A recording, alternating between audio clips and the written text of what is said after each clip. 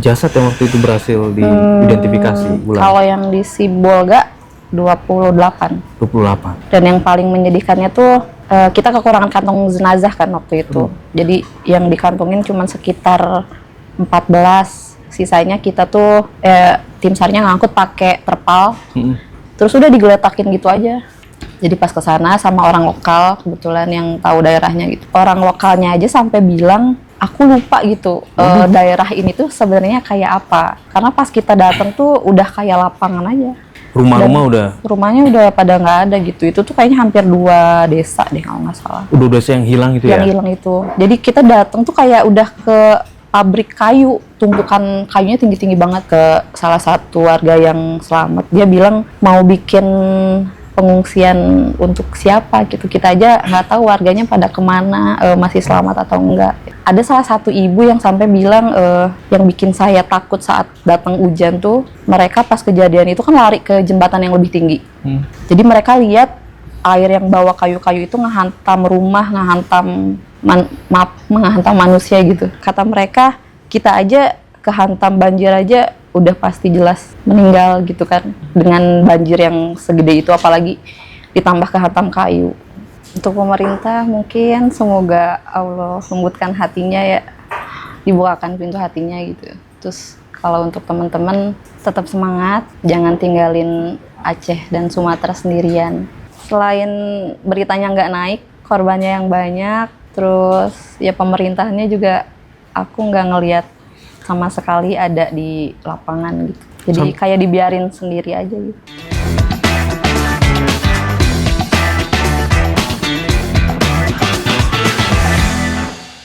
Bogorian, alhamdulillah Radar Bogor masih diberi kesempatan untuk ikut dalam aksi-aksi kemanusiaan, dan terakhir kami berada di lokasi bencana terdampak banjir bandang Aceh Sumatera, dan di aksi kemanusiaan kali ini kami bersama Lembaga Sosial Kemanusiaan Salam Eid. Di sana kami menyalurkan bantuan dan ikut menjadi relawan membantu saudara-saudara kita di sana yang tentunya masih sangat membutuhkan. Dan banyak hal-hal yang temuan-temuan kami di lapangan dan menjadi cerita-cerita yang tentunya mengundang haru dan sangat menggugah dan sayang untuk dilewatkan, untuk tidak diceritakan. Salah satunya kami bertemu dengan relawan Salam Eid, namanya Wulan Sofia. Betul ya, Wulan Sofia ya. Beliau ini dokter forensik yang sudah berapa lama berarti di lokasi bencana Aceh Sumatera? Hampir 2 bulan. Hampir 2 bulan penuh berada di lokasi bencana di Aceh Sumatera. Nggak pulang-pulang itu ya? Pulang seminggu sih. Sempat pulang seminggu.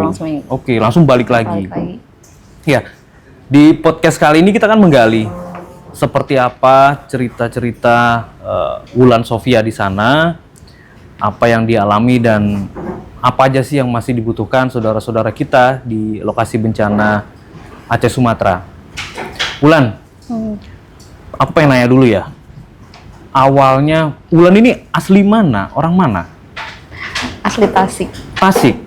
Nah, Salam Eid ini kan basisnya di Bogor. Gimana kok bisa kenal dengan Salam Eid?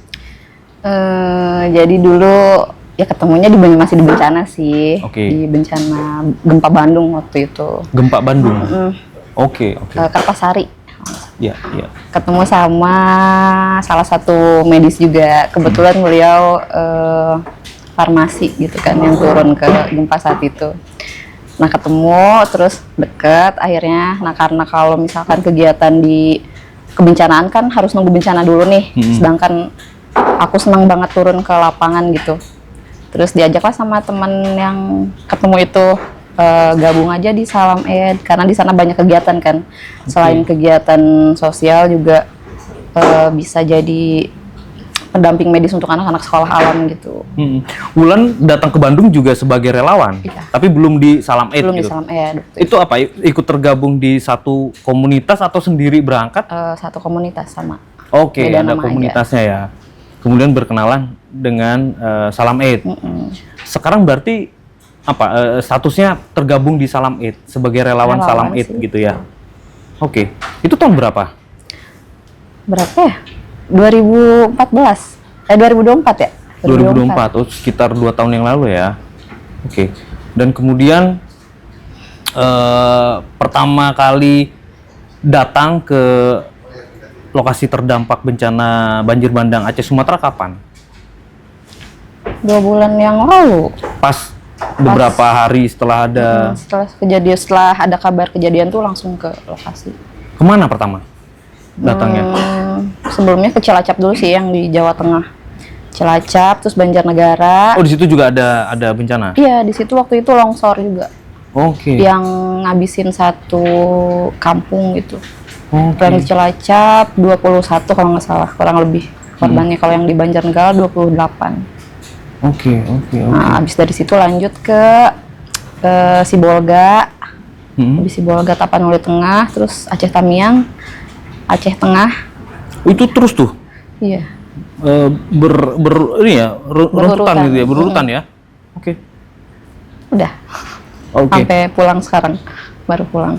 Ini sekarang mau pulang dulu. Pulang dulu. Nah, Wulan ini kan masih kuliah ya? Kuliah di S2 untuk forensik. Tuh. Berarti kemarin apa dong? Lagi Kalau kemarin pas kan sempat pulang dulu tuh yang 1 minggu. Itu ujian dulu, abis ujian berangkat lagi, libur sebulan. Jadi bisa bebas. belajarnya kapan? Belajarnya di lokasi lapangan. bencana? Oh, langsung Karena ya? kan kalau forensik mah memang basicnya di lapangan ya. Iya, Jadi kesempatan lah sambil menyelam minum air. Oke.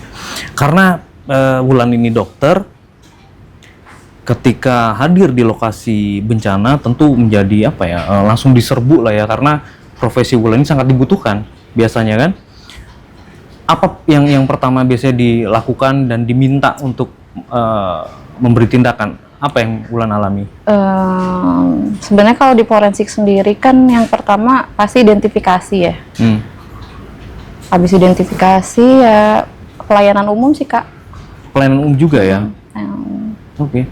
Kita identifikasi, mohon maaf, korban jasad-jasad. Iya kayak gitu. Apalagi yang waktu di Sibolga, Tapanuli itu tidak tersedia postmortem ya. Artinya kalau di forensik itu kan ada namanya postmortem sama post antemortem. Kalau yang antemortem itu dia khusus untuk data-data korban yang hilang atau meninggal yang belum ditemukan lah gitu. Yeah. Nah kalau ada postmortem itu ruangan kita, jadinya pemeriksaan jasad yang udah ditemukan nanti kita periksa, melakukan pembedahan atau mengambil sampel untuk di lab. Nanti kalau udah teridentifikasi sama kita, nanti disesuaikan sama data antemortem tadi.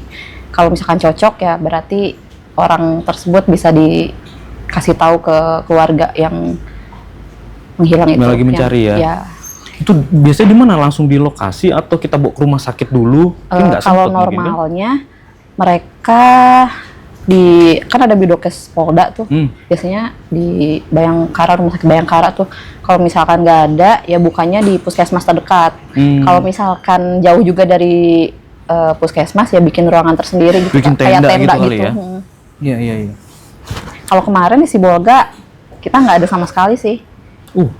Nggak ngerti juga kenapa bisa nggak ada, padahal korbannya banyak banget kan. Jadi kita tuh identifikasinya di ruangan terbuka di samping gereja. Jadi aku cuma dibantu sama pengurus gereja tersebut. Nggak ada polisi, TNI, kan emang harus ada pencatatan khusus ya di kartu pink sama kartu kuning kalau di kita tuh. Nah itu tuh nggak ada sama sekali. Jadi yang mencatat tuh langsung ke aplikasi forensik sendiri gitu. Kita catat sendiri dan itu aku yang ngelakuin sendiri. Sendiri. Tanpa ada asistensi gitu. Bu, waktu itu juga kan masih hujan juga ya, masih ya, sering juga. Gerimis. Ada berapa, kalau boleh tahu, ada berapa jasad yang waktu itu berhasil diidentifikasi? Kalau yang di Sibolga 28. 28. Dan yang paling menyedihkannya tuh kita kekurangan kantong jenazah kan waktu itu. Jadi yang dikantongin cuma sekitar 14. Sisanya kita tuh tim SAR-nya ngangkut pakai terpal. Terus udah digeletakin gitu aja. Itu di hari-hari keberapa bencana? Hari ke-8. Hari ke-8 masih belum ini ya? Udah bengkak lah, jelas. Apa lokasinya masih terisolir atau bagaimana kok masih? Sebenarnya Sibolga itu kan daerahnya tuh kecil ya. Yang jadi masalahnya mungkin karena titik bencananya tuh banyak, longsornya banyak gitu. Jadi aku nggak ngerti juga sih kekurangan tim SAR atau kekurangan orang BPBD gitu, sehingga pencarian mereka tuh sangat lambat. Dan jadi orang-orang kalau misalkan mau nyari korban yang tertimbun itu harus ada aduan dari keluarga mereka sendiri gitu. Jadi orang pemerintahnya nggak, gimana ya bilangnya ya, kurang aware lah gitu, nggak peka. Oke. Sibolga itu titik pertama yang Wulan datangi ya?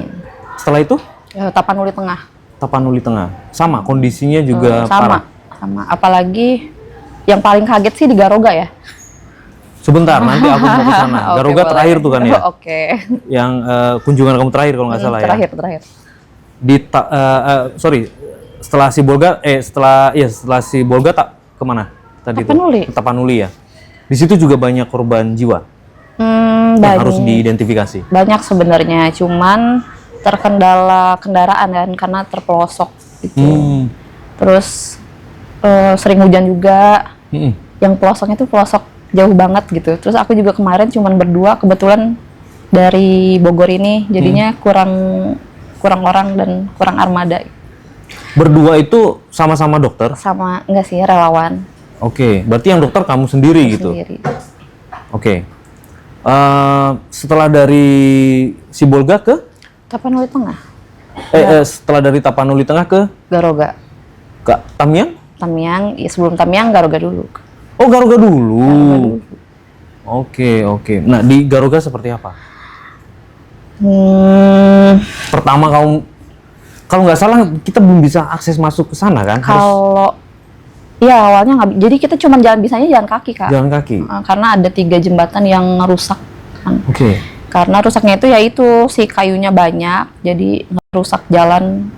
Si kayunya tuh jadi mampet ya di alirannya itu. Jadi kita nggak bisa lewat. Nah, kebetulan pas kita ke sana itu hari keberapa ya? Udah hari ke-12 kalau nggak salah, ke Garoga itu.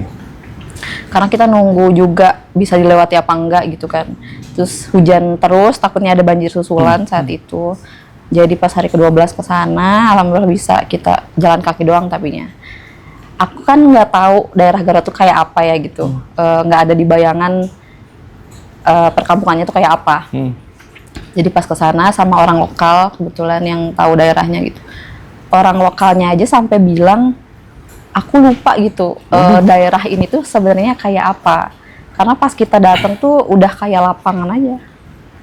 Rumahnya udah pada nggak ada gitu. Itu tuh kayaknya hampir 2 desa deh kalau nggak salah. Udah desa yang hilang gitu ya? Yang hilang itu. Jadi kita datang tuh kayak udah ke pabrik kayu, tumpukan kayunya tinggi-tinggi banget.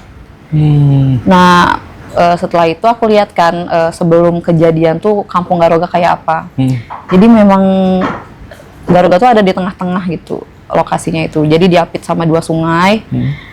Dan itu tuh penuh banget dengan perumahan sebenarnya, pemukiman lah warga. Nah, setelah bencana itu kan karena banjirnya itu bawa kayu yang gede-gede banget. Jadinya di sungai yang pertama itu akhirnya nggak muat lah, nggak bisa ngalir lagi karena kayunya mampet. Dia akhirnya meluap terus bikin aliran sendiri di tengah. Jadinya ngabisin pemukiman warga gitu. Itu korbannya sudah ditemukan semua? Enggak lah. Sampai kita datang aja, kan biasanya kita kalau datang tuh untuk nyari data gitu pengungsi ya, dan kan kita harus nyari tahu apa yang mereka butuhkan. Ke salah satu warga yang selamat, dia bilang mau bikin pengungsian untuk siapa gitu. Kita aja nggak tahu warganya pada kemana, masih selamat atau enggak. Yang tersisa tuh kurang lebih cuma 6 rumah, itu pun kayak udah tinggal setengah aja. nggak utuh rumahnya. Ya kita nggak tahu, tapi semoga aja ada keajaiban ya. Tapi kalau melihat Tapi kondisinya, kayaknya enggak sih. Terakhir aja hari ke-12 itu yang udah ditemuin tuh tinggal tengkoraknya doang, tinggal tulang belulangnya aja. oke.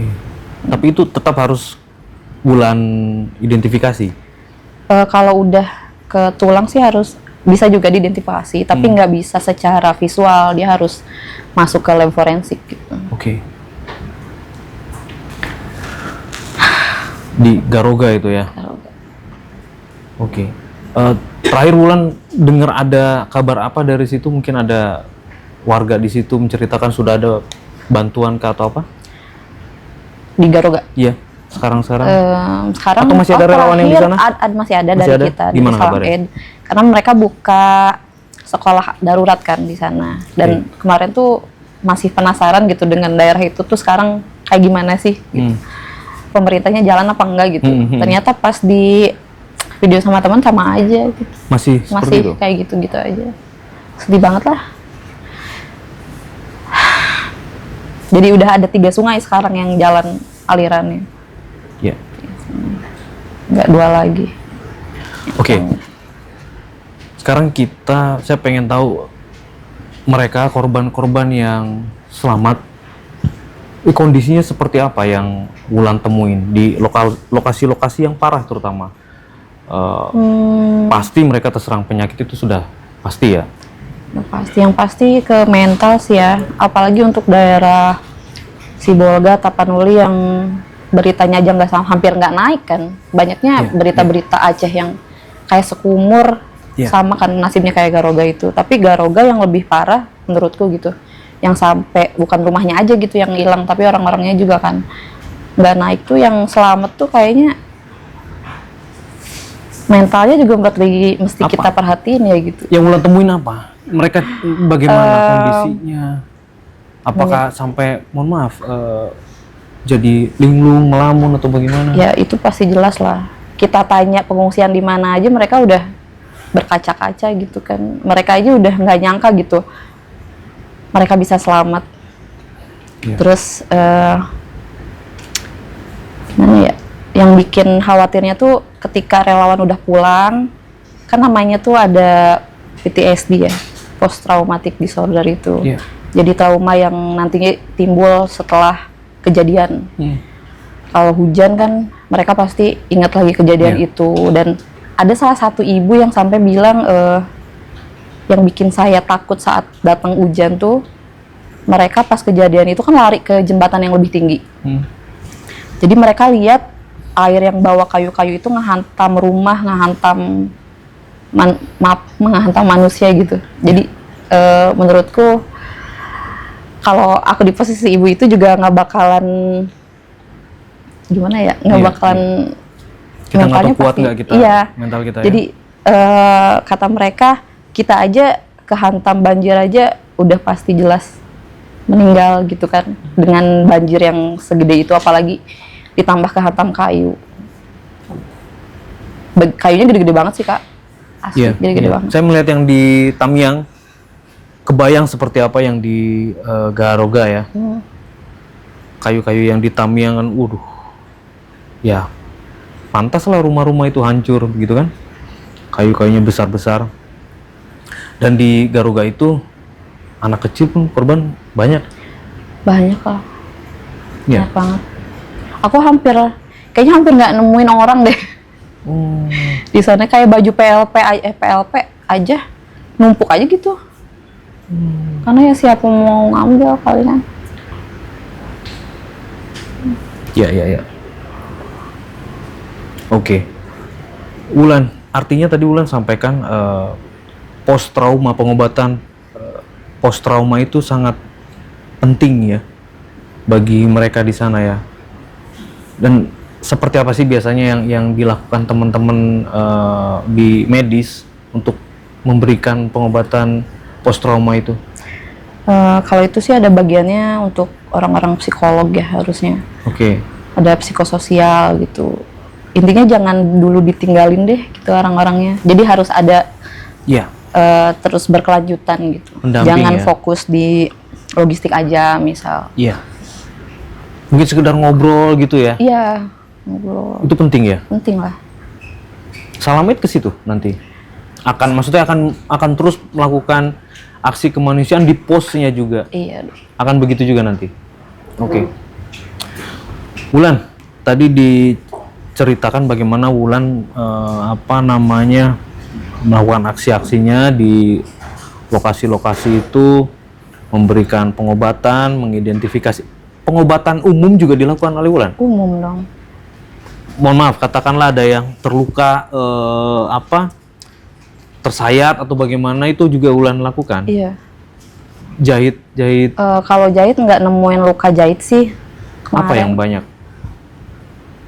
Luka kena kaca, tapi yang nggak kesayat banget gitu, kayak ketusuk paku. Banyak kan kayak gitu sih, Kak. Iya. Kita pernah bicarain ini waktu kita di Aceh ya. Banyak yang kena paku dan kita nggak punya vaksin tetanus ya. Aduh. Terus gimana kalau kayak gitu, Wulan? Yang kita lakuin ya cuman pembersihan luka biasa aja sih, Kak. Terus abis itu dikasih obat antibiotik. Ya, Udah gitu doang. Karena kan kalau kita maksa bawa vaksin juga di sana nggak ada listrik ya. Selama aku di sana. Nggak bisa di ininya ya, penyimpanannya ya? Ya, kan harus pakai pendingin ya. Iya. Jadi ya udah, pasrah aja sih. Bismillah aja. Pakai obat.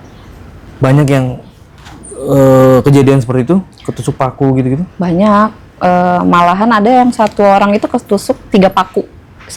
Beneran sampai nembus ke punggung kaki gitu. Dan itu tuh dia sadarnya pas udah beresin rumah.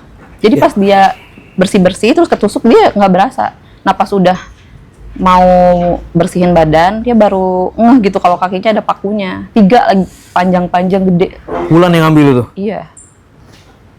Dibantu sama teman-teman karena kan sore ya. Iya. Terus listrik belum nyala, jadi pakai headlamp, dipegangin sama temen yang lain. Terus teman-teman yang lain nyiapin kayak kasa, digunting buat ngebersihin luka. Kerja sama lah. Oke. Artinya Wulan harus bawa itu semua ya, alat-alat medis dan... Ya, alhamdulillah Salam Ed menyediakan. Oke. Wulan, informasi-informasi yang Wulan dapat tadi, yang sudah Wulan kantongi itu, kemudian Wulan sampaikan nggak kebutuhan-kebutuhan para korban di sana? Wulan sampaikan kemana tuh? Misalkan ke BPBD, pemerintah lah katakan, atau medis lain, rumah sakit atau siapapun. Wulan sampaikan nggak itu, Pak, di sini butuh vaksin tetanus loh, Pak, sekian gitu? Disampaikan sih ke teman-teman medis lain ya. Karena kalau nyampein ke pemerintahan itu sendiri kayaknya susah ya, karena kan semua di Aceh tuh lumpuh gitu. Ya? Iya. Jadinya ke sesama relawan aja yang kira-kira bisa. Iya.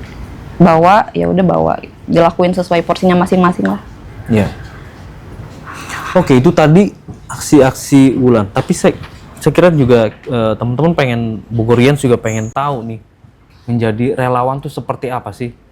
Wulan datang dari Wulan selama ini tinggal berarti di Jogja ya, di kampus ya? Ke lokasi bencana itu naik apa? Siapa yang biayain kayak gitu-gitu? Naik bis. Kalau dari Jogja ke Bogor naik bis. Nanti dibiayain sama Salam Ed, sama lembaga kita. Karena kan kalau kita berangkat sendiri, jadi kita nggak ada yang naungin ya. Kita kan butuh naungan gitu untuk perlindungan nanti. Amit-amit kalau kejadian terburuk ke kita kan kita nggak punya perlindungan gitu. Kalau pakai lembaga kan kita udah jelas surat tugasnya. Kita bisa lapor ke dinas kesehatan kalau medis kan. Kalau bagian rescue ke posar gabungan. Iya. Terus udah. Terus di sana tidur di mana? Ada mes kah atau bagaimana? Biasanya sih nyari rumah warga. Kalau misalkan nggak ada banget ya kita nyari ruko yang bisa kita sewa lah. Yang jelas jangan ngarep kalau di tempat bencana itu kita bisa tidur enak, makan enak, mandi enak. Semua dengan keterbatasan. Tapi kalau dijalanin bareng-bareng sama relawan lain seru sih. Nah dari satu titik ke titik lain, gimana itu? Kan kemarin tuh nggak ada transportasi juga, akses juga masih tertutup, itu gimana? Kalau kemarin kita nyewa mobil kan kebetulan dari Medan ya. Oke. Nyewa mobil, jadi ya udah bareng-bareng aja, nggak bisa kesebar kesana kemari gitu. Kalau yang sampai naik perahu itu kemana itu? Itu ke Dusun Bedari. Kenapa nggak ada jalan? Nggak ada jalan karena sebelum bencana pun memang aksesnya pakai itu. Oh sebelum bencana nggak ada jembatan, nggak ada ini. Jembatan. Apa dia desa gitu? Iya, kayak pulau pertengah, kayak apa ya di sungai gitu sih. Oke. Tapi ada juga yang memang jembatannya putus, jadi harus pakai perahu. Tapi kalau yang di Dusun Bedari kemarin itu memang aksesnya pakai itu. Terus ke Sekumur juga sama sih, dia aksesnya cuma satu-satunya pakai perahu. Pakai perahu? Perahu yang apa kecil gitu ya, apa namanya, sampan. Iya. Tidak dalam kondisi musibah saja cukup terisolir berarti ya. Bagaimana dengan kondisi musibah? Berarti seperti apa kondisinya di sana? Sama-sama rusak sih, sama-sama rumah tuh miring-miring. Kayu-kayu juga banyak. Mereka juga bingung ngebersihinnya kayak gimana karena kayunya gede. Kan harus pakai alat berat ya. Sedangkan kita aja ke sana pakai perahu, gimana alat beratnya nyampe sana kan pasti nggak bisa nyampe.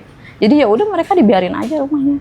Mereka tidur di tenda-tenda yang disediain. Iya. Wulan nggak takut kayak pas naik perahu itu kan sempat Mau kebalik. Kebalik ya, hampir ini tenggelam. Nggak takut? Gimana? Kenapa itu? Enggak sih. Lebih gimana ya? Enggak itu takut kenapa? aja. Mau terbalik kenapa? Lagi hujan atau bagaimana? Arusnya kan gede. Terus kebetulan ke desa itu tuh kita harus apa namanya? Ngelawan arus gitu. Dan kita Jadi, bawa bantuan bantuan di sampan itu. Jadi sampannya tuh emang nggak bisa banyak-banyak kan. Kita orang cuman 4-5 orang, terus sama bantuan banyak. Jadinya mungkin perahunya juga tidak memadai. Terus dia nabrak kayu gitu di sungainya. Jadi mau kita setengah udah ke air gitu. Tapi nggak tahu kenapa kita jadi bisa balik lagi ke semula sih. Alhamdulillah nggak sampai libur. Masih diselamatkan lah ya, alhamdulillah ya. Dan di situ tuh kalau di Desa Bedari, kabarnya ada tempat penangkaran gajah sebelum bencana itu. Cuman setelah bencana nggak tahu, katanya tempatnya itu masih ada apa enggak. Nah kalau di PD Jaya itu, mereka pas setelah kejadian dia nemuin anak gajah meninggal di situ. Katanya jadinya ya mungkin. Iya, indungnya juga terbawa ya mungkin ya. Bukan hanya manusia aja lah yang kena dampaknya gitu. Iya. Dan ini teman-teman Salam Eid masih terus ya? Masih di sana masih ada ya? Masih di sana. Rencananya sih katanya sampai Lebaran. Oh iya, kita mau bikin gerakan di Ramadan ya, insya Allah ya. Kita ada aksi nanti di sana. Iya.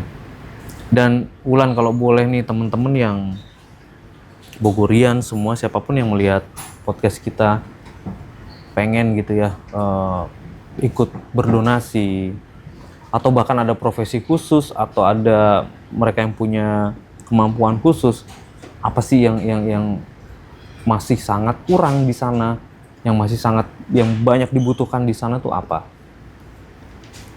Kalau untuk kebutuhan sih hampir semua dibutuhkan. Cuman kita nggak bisa langsung saat itu juga dihabisin. Maksudnya kita harus terus rolling lah. Jangan berhenti lah begitu ya. Jangan terputus. Siapapun itu ya. Aksi-aksi kemanusiaan di sana masih sangat dibutuhkan ya. Terutama profesi dokter menurut saya masih sangat dibutuhkan ya. Iya. Wulan mau ke sana lagi nanti? Kalau ada kesempatan sih mau ya. Siapa sih yang nggak mau? Iya. Dan juga sekarang kalau nggak salah teman-teman Salam Eid lagi di Bandung juga ya, di lokasi di longsoran. Longsor ya. Iya.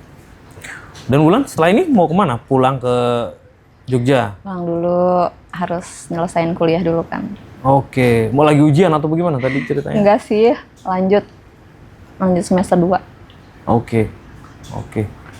Semoga berhasil di situ, semoga lancar ya. Amin. Boleh teman-teman kalau ada yang mau tanya, Ali juga nih wartawan Radar Bogor kemarin sempat ke lokasi bencana juga ya, di Tamiang ya, 9 hari ya di sana. Ada pertanyaan nggak buat Ulan? Paling izin Kak, saya Muhammad Ali, bisa panggil aja reporter Radar Bogor, mau nanya di kondisi Aceh ini kan sangat porak-poranda Kak ya, ketika kamu akses jalan gitu kan maupun bangunan hancur dan lain sebagainya. Nah Kakak ini dalam menangani korban, khususnya warga di sana menjadi korban bencana alam, ada nggak sih kayak hal yang paling sulit selain akses jalan, selain dengan reruntuhan bangunan dan sebagainya? Di sisi lain kan kakak juga lagi sekarang S2 ya, masih lanjut S2. Langsung jawab nih. Nggak apa-apa, langsung jawab. Apa ya? Sama aja sih, nggak ada. Paling yang di obat-obatan, alat-alatan yang susah di sana. Udah, nggak ada lagi. Memang semuanya juga serba terbatas sih. Jadi harus dimaksimalin dengan apa yang ada aja. Ya, Rumah sakit ya, juga kita sangat butuh ya. Iya, lumpuh Iya, semua. Tapi sekarang udah sih, udah beroperasi rumah sakit. Karena kan gedung-gedung perkantoran.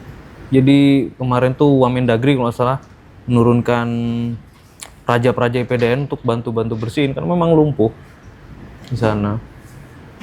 Ada lagi Ali? Dan apa sih Kak yang nggak bisa dilupakan selama 1 bulan tugas di sana Kak? 2 bulan, hampir 2 bulan Li. 2 bulan ya, 2 bulan tugas di sana. Yang nggak bisa dilupain yang di Garoga sih Kak. Yang di Garoga. Kenapa tuh Kak?